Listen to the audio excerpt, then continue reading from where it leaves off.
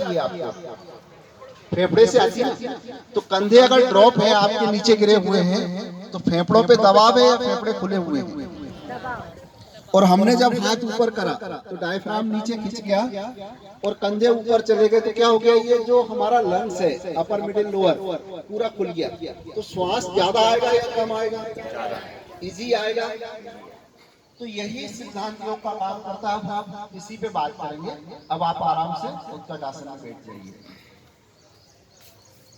क्योंकि अब 1 घंटे आपको हो चुका है और 1 घंटे वर्कआउट करना पर्याप्त होता है सामान्य व्यक्ति के लिए। देखो, योग के साथ दो चीजें हैं। योग में व्यक्ति कब आता है? जब बीमार होने के बाद डॉक्टर उसको हाथ जोड़ लेते हैं, तब व्यक्ति योग में आता है बीमारी दूर करने के लिए। लेकिन योग क्या है? आप बीमार न हो इसके लिए योग है, बीमारी दूर करने के लिए नहीं है। किसके लिए योग? आप बीमार ना हो, रोग ना हो, बीमारी आपके पास ना आए, उसके लिए क्या है? माध्यम योग। अभी कितने लोग हैं आस पास के जो शायद इतनी लोग डॉक्टर साहब मेहनत करते हैं, हमारे पाठक साहब मेहनत करते हैं, उषा दीदी मेहनत करती है, वर्षों हो गए इस क्षेत्र में, इनको कुछ मिलता है ये सब करने से? क्या मिलता है इनको? क्या मिलता है इनको? अरे आजकल खुशी किसको चाहिए भाई? आजकल सब किसके पीछे दौड़ रहे हैं? खुशी के पीछे। फिर कोई बीमारी नहीं होता अगर खुशी के पीछे दौड़ते तो डॉक्टर साहब को कितने पैसे मिलते हैं? ठीक है ना? अगर ये अपना पूरा पैसा ईमानदारी से करें, ये सब छोड़ छाड़ दें, उनकी जरूरत नहीं है करने की, तो आज इनके एक नर्सिंग होम होता नहीं होता 25 साल में? होता ना। और सबसे पहले जाके अपने नर्सिंग होम में क्या अगरबत्ती 2 लगाते तो क्या प्रार्थना करते? सर्वे भवन्तु सुखिनः। क्या करना था इनको? क्या प्रार्थना? आप ही बोली। देखो, इंटरेक्शन करेंगे, बड़ा अच्छा लगेगा, आनंद आएगा और महसूस होगा कि भाई ये क्यों करना है। जब तक इसमें नहीं बैठेगा ना, हम कोई काम मन से नहीं करेंगे। तो डॉक्टर साहब क्या अगरबत्ती लगाते सुबह? नर्सिंग होम एक होता है इनका 10 मंजिल विशेष जुपिटर जैसा, और सुबह सबसे पहले जाते जूते बूते खोलते, 2 माला ले जाते भगवान को। क्या करते? हे भगवान, आज कोई पेशेंट मेरे यहाँ आए नहीं। यही प्रार्थना करते ना कि आज 4 हार्ट अटैक वाले आए और मेरा काम हो जाए। कौन सी प्रार्थना डॉक्टर साहब करते? 4 हार्ट के पेशेंट आए। और अभी क्या प्रार्थना कर रहे हैं सुबह आके? सर्वे भवन्तु सुखिनः। खुद भी परेशान है और आपको भी सबको परेशान कर रहे हैं। ये सही है ना? तो हमने समझना पड़ेगा, शरीर हमारा है। किसका है शरीर?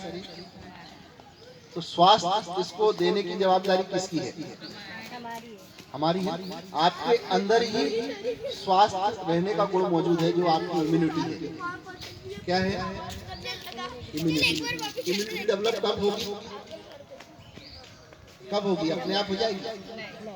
आप कोई फैक्ट्री डालें और ये फैक्ट्री से बड़ा है आपका शरीर, 11 सिस्टम आपके एक साथ काम करते हैं, 1 लाख तरह के केमिकल रिएक्शन होती है, बहुत बड़ा सिस्टम काम करता है। आपको नींद भी कब आती है? जब आपका सेरोटोनिन शरीर के अंदर बन रहा है, तब नींद आएगी। अगर सेरोटोनिन बनना बंद हो जाएगा तो लोग 3 बजे तक जगते रहते हैं, करवटें बदलते रहते हैं।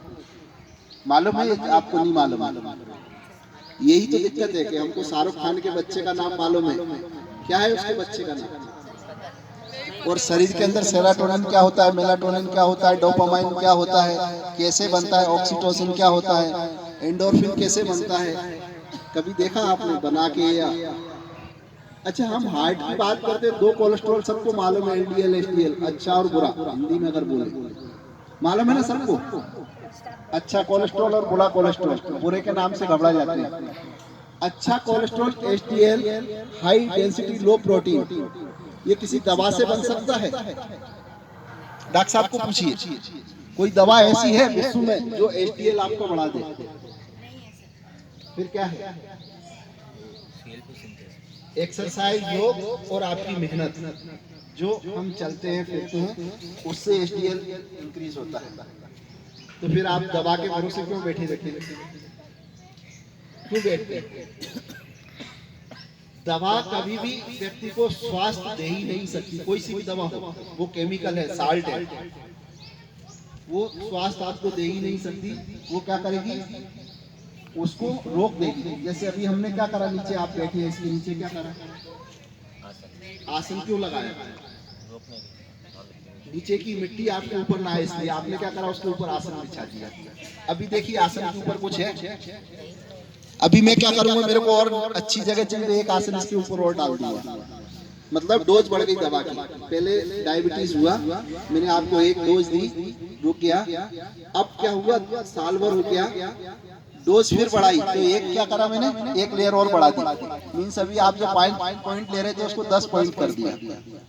फिर साल 1.5 साल बाद फिर ये गंदा हुआ, क्योंकि गंदगी तो आपने दूर नहीं की, साफ नहीं करा इसको, आरसीसी नहीं करा, गंदगी तो नीचे है, दबा के रखी है। फिर एक लेयर और डाल दी, 5 पॉइंट और बढ़ा दी, 20 पॉइंट हो गए शुगर वाले के लिए। तो शुगर कम हुई या बढ़ी आपकी दवा से? कोई भी फाइल एक बार आपकी बन गई, चाहे डायबिटीज की बन जाए, चाहे हार्ट की बन जाए, कॉन्स्टिपेशन की बन जाए, किसी भी बीमारी की आप एक बार फाइल बनवा लीजिए डॉक्टर के यहाँ जाके, डिप्रेशन की बनवा लीजिए, वो कब बंद होगी, कब बंद होगी, कब बंद होगी? अरे लाइफ भी तो एक फिक्स है ना, लाइफ कितनी है, 1000 साल, 2000 साल, 5000 साल बाद कितनी है?